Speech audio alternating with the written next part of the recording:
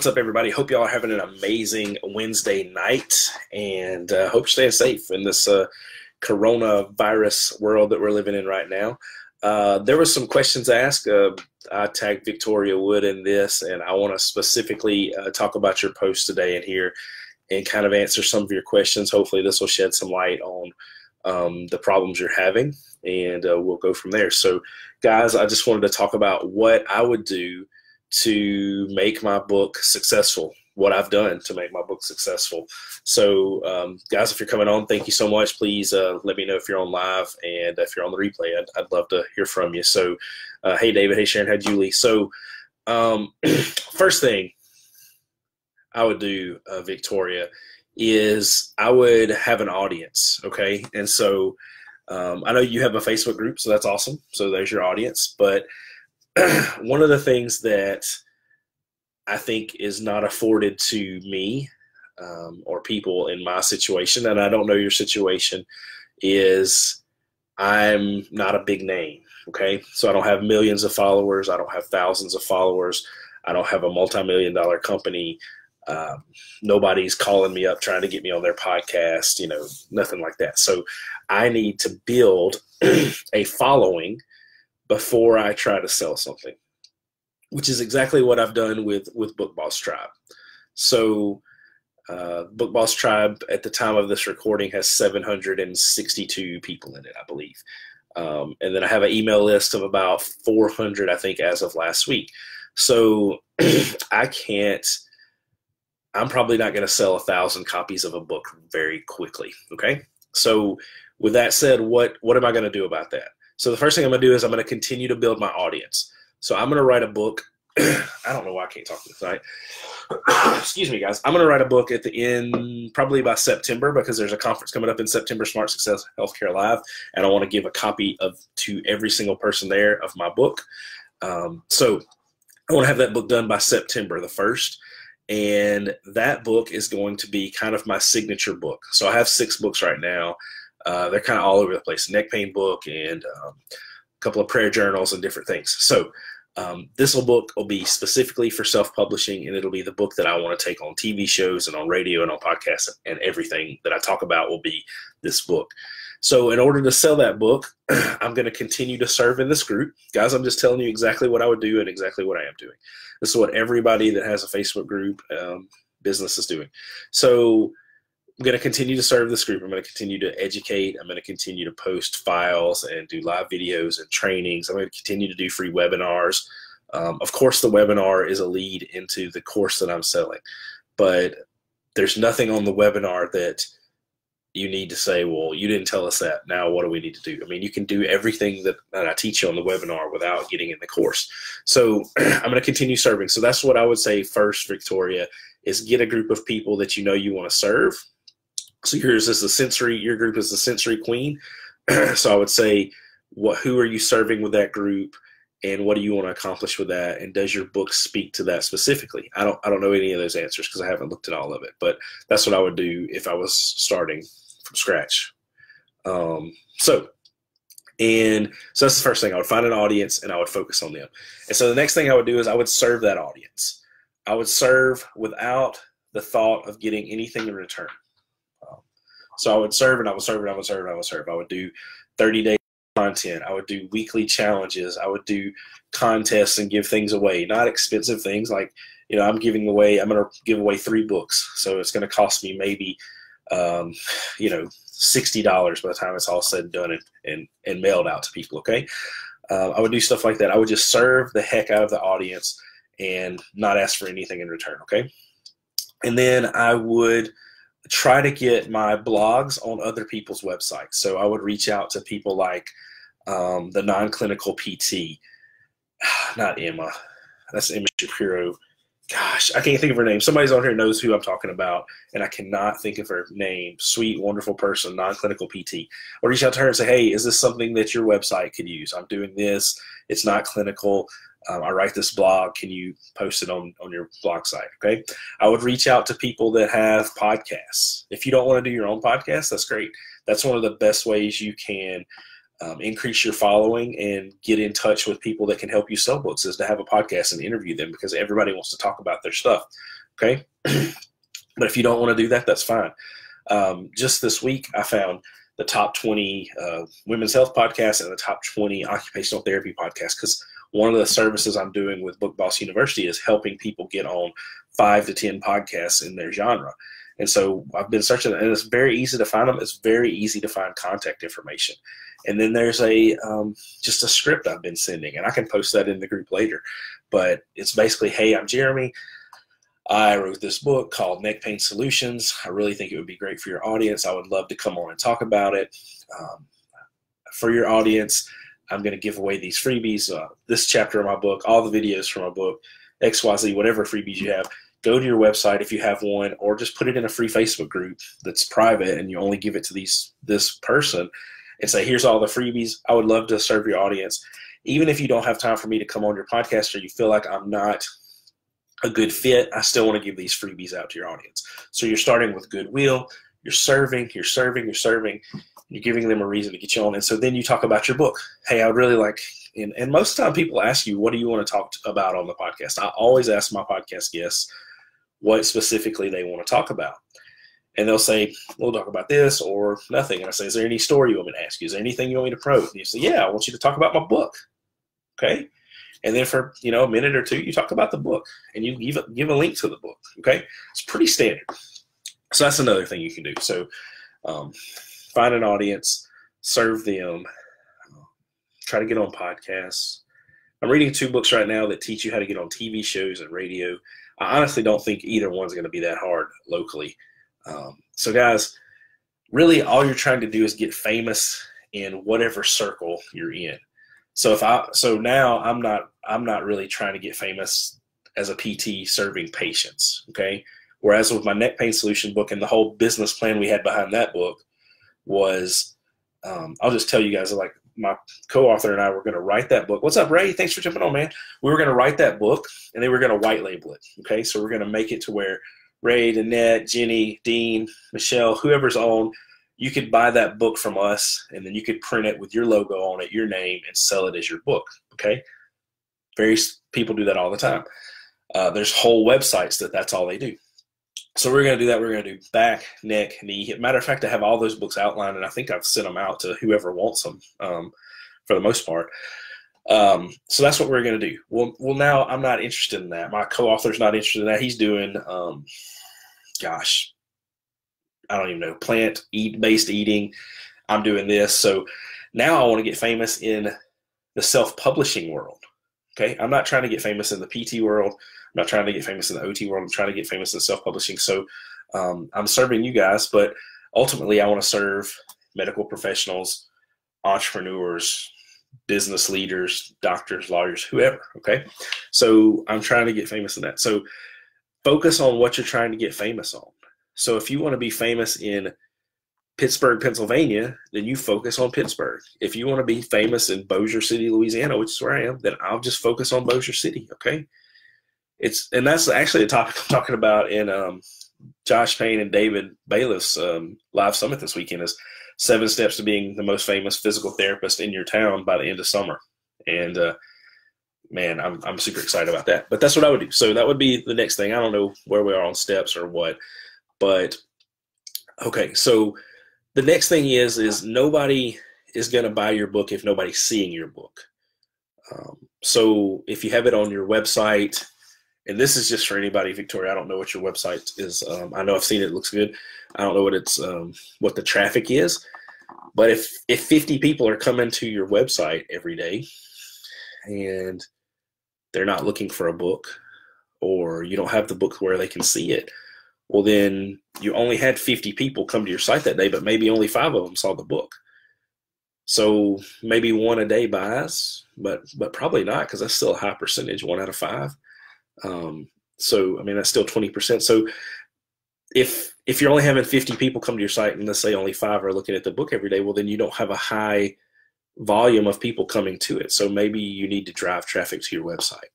And so I'm not a website genius, and that's why I have Will Boyd and Alex Zengar helping me, and that's why I have other people that help me.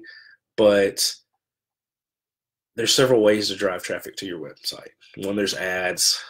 Two, there's doing what I said, getting on podcasts, sending your stuff to blog posts, other blogs, doing interviews with different people, because they're going to backlink your stuff. So if you do a podcast episode with me, well, I'm going to post all your links on my podcast. So if somebody comes across that and they need something with the Sensory Queen, which is what Victoria does, or they need something with EMR Suck, which is what Ray does, or whatever else, then they're like, oh man, well, Jeremy interviewed Ray.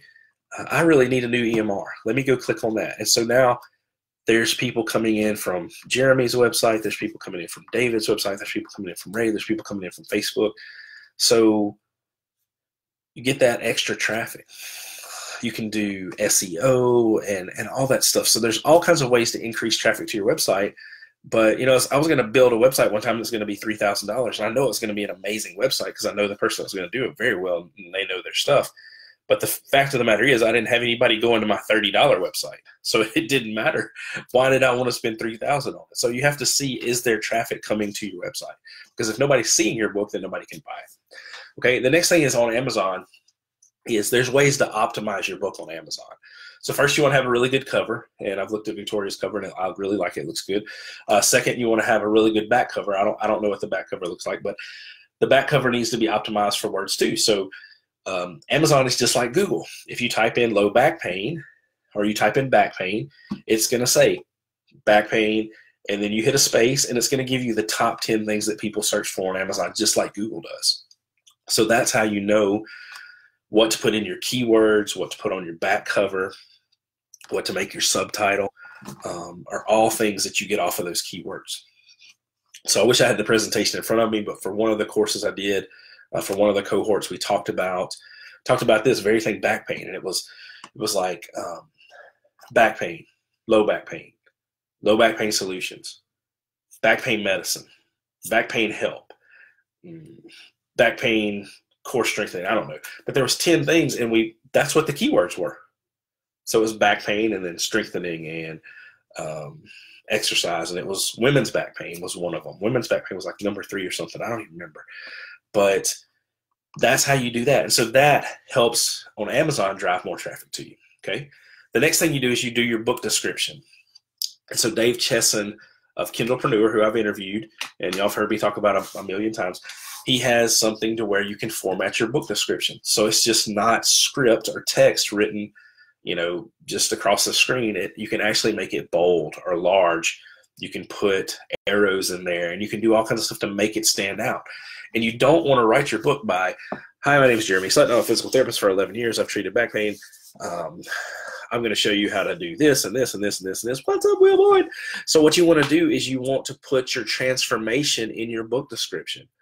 What is Will Boyd going to get from reading my book about neck pain? Well, he's going to be able to sleep, and he's going to be able to drive, and he's going to be able to think and read without having headaches. He's going to be able to stop his headaches like that. Okay? We're going to show him how to, if he wakes up with a crick in the neck, how to fix it without going to the chiropractor, massage therapist, or physical therapist, and without missing 5 days of work.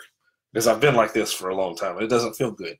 But you can also do this, and you can fix it to where you can at least go to work and function. So that's the kind of stuff you want to talk about in your book description, is your transformation. You can even put a link to your book description to, if you have an author page on Amazon, which I hope you set up, and I talk about that in the course, I believe. Yeah, I do. So you want an author page, and you can link to that if you want to find out more here, or you can link to your website. Hey, this is what I'm about. Here's my social proof, okay? So really, if somebody's looking at your book cover and they click on it, really the only thing keeping them from buying your book is your description and the reviews. So hopefully you have some friends that'll go review your book, give you an honest book review. And then secondly, your book description is good. That's why the cover is so important. You don't want to get creative on the cover. You want it to look like whatever genre you're in, okay? You don't want to just type in something ridiculous on the description. I saw a description the other day that was like 3 or 4 sentences, and I was like, oh gosh. Or no, it was 1 sentence. And I was just like, oh, please, please, please, please, please. So spend some time on the book description. So that's another thing. So the cover, the title, the subtitle, the description, those are some of the most important things. Find some people to review your book. I'm not telling you to buy reviews or anything, but if you know, like, everybody's watching right now, Michelle, Ray, Bill, Cassie, Will, David, I know you're all not on. There's only 4 of you right now. But whoever's still watching, like I could say, hey guys, would y'all mind just please leaving me an honest review? Here, I'm going to send you a chapter of my book. You can also send out your entire book for free to people. Because let me tell you something. Almost everybody that has posted a book in this group, I've bought, especially if it's 99 cents. Okay, now I'm not going to say everybody because I know I've missed some of you, and I don't think I've bought Victoria's book yet. I'm not sure. But if you have a Kindle version that's $2 or less, I have bought your book if you've posted in this group. If you were to send me your entire book for free, like in a PDF or a Word or whatever, say, hey, Jeremy, read it. Let me know what you think, which some of you have done, and I've done that.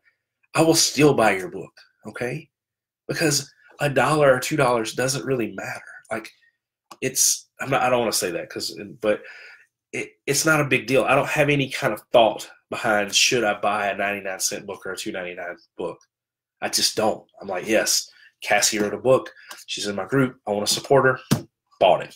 It takes me one click on my phone, and I've bought the book. So I don't want you guys to think that if you share your book online that people aren't going to buy it.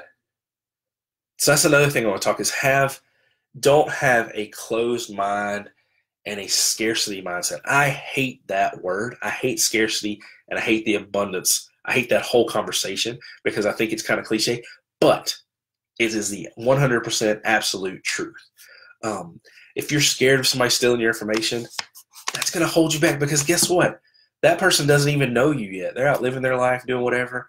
The person that you're scared of stealing your information, and you're going, oh my gosh, I don't want to do this because somebody might steal it. Well, guess what? Somebody might break in my house and steal everything I have tonight, but I'm not going to stay up tonight worrying about it. I might get hit by a car tomorrow, but I'm not going to stay up worrying about it all night. It's okay to share your stuff. If you want to put it online for free, do that. Ray's still watching. Ray has an amazing EMR suck. He's got an artificial intelligence EMR. He has freaking shared so much free stuff in the last probably his whole freaking career that he could have charged for thousands upon thousands upon thousands of dollars for consulting. But guess what? He can still charge that because not everybody's seen it. Nobody's going to do it unless they pay you anyway. Here's a kicker for you guys. Like, nobody's doing any of your stuff unless they're paying you for it. Like, the people that paid me $47 for the first course, I love every one of you, but not very many of them have written books. Now, the people that paid me $1,000, they've written a book. Like Jennifer Penrose published her book today. She's been in my course less than 3 months. She got a book written because she paid $1,000 to write a book, and she wrote it. So if people aren't paying for it, they're probably not acting on it anyway. If somebody steals your book, your PDF copy of your book online, they're probably not going to read it anyway. They probably got it to give it to somebody that's not going to read it. So don't be worried about that. Okay? You can't overgive. I was actually listening to a podcast today at work that was like some required listening, and it said one of the questions was, can you overgive? And they said yes. No, you can't. Maybe you can't mess your time up, but you can't overgive. So that's another thing I would do, Victoria, is I would send people copies and say, hey, maybe just a chapter. You don't have to send the whole book, but say, hey, Jeremy, would you read a chapter of my book and then give me an honest review based on that chapter?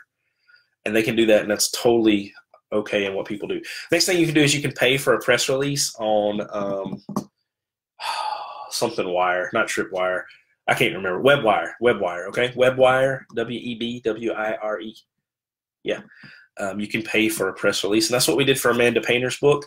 And we got over 500 or 600 copies that first week, which it was the free release, okay? But it bumped her up in the algorithm on Amazon. It got more eyes to her. She sold some books, not a ton yet, but she has she sold a course from her book. She's got somebody from one of the major rowing companies in there. I don't know why, but my email just took over half my screen. But anyway, there we go. So yeah, I would do that. It was $37. You can spend up to $400. When I release my book that I'm going to write, I will spend at least $400 on that because I want more people to see it. Because you can get it in the newspapers all over the country. You can get it on other websites, other publications, and different things. there's a lot, but we did the 37 option, and I think 1,000 people saw it. So if we would have done multiple of those, and we would have seen, more dividends, obviously. So the whole point is you need to have an audience that you're serving, and you need to have eyes on your book. If it's on your website, if it's in your Facebook group, you're not going to sell that. Like, I can post a book in this group. There's 700 people. I asked for a review on a book one time, and I got 25 reviews, and that was amazing. But there's 700. I think at the time there was 400 people. So even if you're serving people, they forget, they have a life, they're busy. I was supposed to do a training last night. I said, hey, I want to postpone it till tomorrow. I was supposed to do a call yesterday. I said, hey, I want to postpone it till later. Like, things happen. Like, guys, I'm going to tell you right now, I don't know that I'm on the verge of a nervous breakdown or anything, but like, I can feel the stress of the world, like what's going on right now. I'm a Christian. I pray. I give thanks to God, but I still feel the stress of what we're going through. Here in Louisiana, it's climbing up, like the numbers of COVID-19 people. And I'm not really all that worried about. Like, I see what's happening. Like, I'm smart. I wash my hands. I don't touch my face. I don't, let people cough on me or whatever. I'm smart. We're obeying what we're supposed to be doing, but I'm not overly concerned, but I still feel it. And so I have no idea where I was going with that now because my mind's not working. But we have to be getting eyes on our book. And so that's what I was saying. Like, even if you have 4, 5, 6, 700, 2,000 people in your group, maybe you only get 20 reviews. Maybe you get 10. People are busy. They have a life. Like, nothing that you're doing is as important as anything they're doing. And nothing you're doing is as important to other people as it is to you. If you don't believe that, go try to sell a course for $1,300 when the whole world is shut down and people aren't working. Like, I think writing books are pretty important, but like, you see how important it is when people aren't making money. And I get that. I 100% get that.